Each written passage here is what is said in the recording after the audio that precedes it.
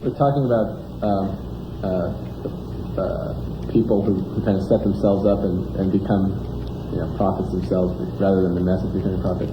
You're going to love this one, but it's inevitable. Is it distressing to see one of your peers? I don't know if you consider your peer, but is kind of doing this, Dylan? I don't think it's not distressing for me.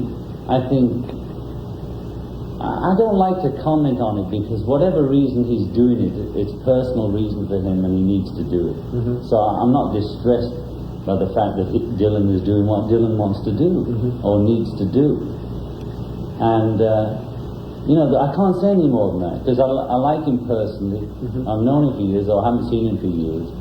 And I understand it and I have nothing against it or for it. He needs to do that. Let him do it. Mm-hmm. If that's what he wants to do, he has to do that now. Let him do it.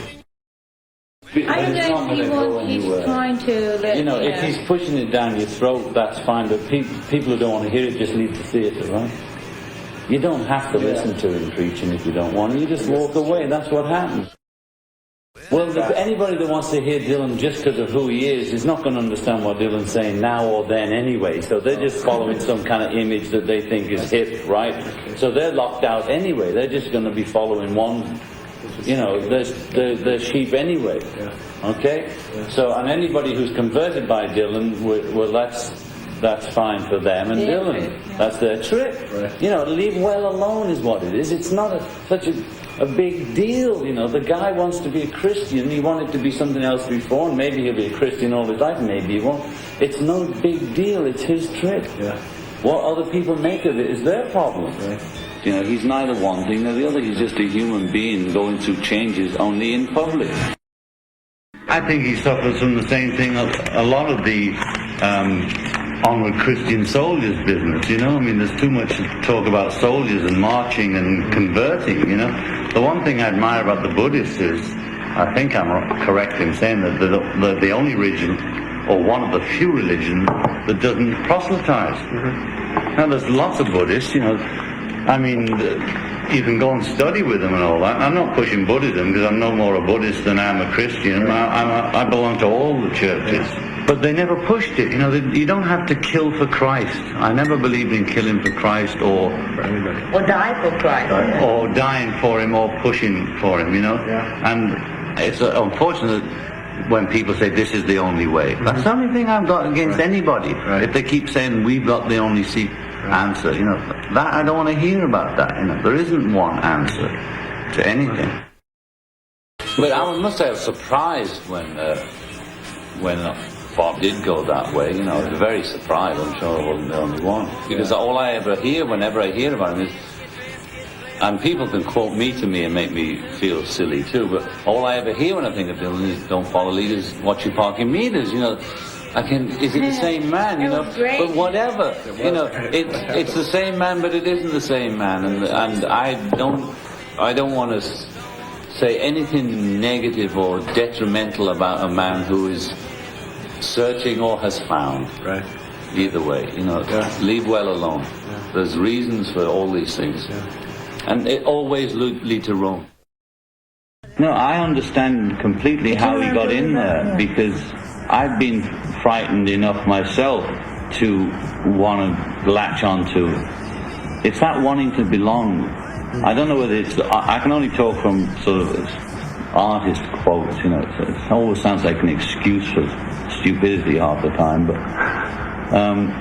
it's like a dual thing one has of wanting to be outside of society because one can see through it, as it were, or receives messages that allow one the clarity of vision to comment as a poet or an artist or look at society separately, and wanting desperately to be accepted too by society, to belong to something. You've never done it though. I have, but I've always jumped out. I'm more like the monkey in the Chinese story. I'm a bit quicker in and a bit quicker out. That's all. I jump in because I want to belong, and I jump out because I remember that the real game is not to belong, but to belong to the whole thing and not to one little section of it. And I think And I haven't spent time with Dylan. It's like Paul and I haven't seen these guys for a long, long, long time. But offhand, one can say he'd had the traumatic experience of divorce from Sarah, separation from his children, or a different atmosphere. Then being, after, first of all, feeling like a lot of husbands away for the weekend, oh, I'm free again, I'm a bachelor again, I get to do all the little things I couldn't do when I was a father, and then finding out that wasn't where it was at, that he missed his family, maybe his career or his creativity isn't at its height, maybe he needs a break, instead of having a motorcycle accident to knock him out, which is what he did the first time. What he needs is to go away and do what he did without smashing himself on a motorbike and get away from all the sycophants. He wasn't ever that political, really, I mean, he wrote Blowing in the Wind and a Soldier Song, which is poetic politics. It's poetry of the day, it's folk music of the day. So, like a journalist, he's commenting on what's going on, or reflecting what's going on. But he never stood on the corner and shouted or anything. He did his job as a poet. Not as a political person. It's what people read into what he did. He sang Karina, Karina and Blowing in the Wind, I think, on the first album. So, because he sang Karina, Karina, does that mean he's Peter, Paul and Mary, or does it mean he's Pete Seeger? He's all those things. We're all those things. And it's only the constant necessity to identify and label people in order for the media and the public to have something to hang on to. But none of it exists. He's neither one thing nor the other. He's just a human being going through changes only in public. I stopped listening to him. Well, it's like when Elvis went in the army. After he crashed, I stopped listening to him.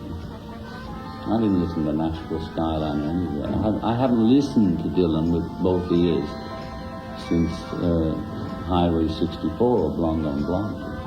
And even then it was because George would sit me down and make me listen.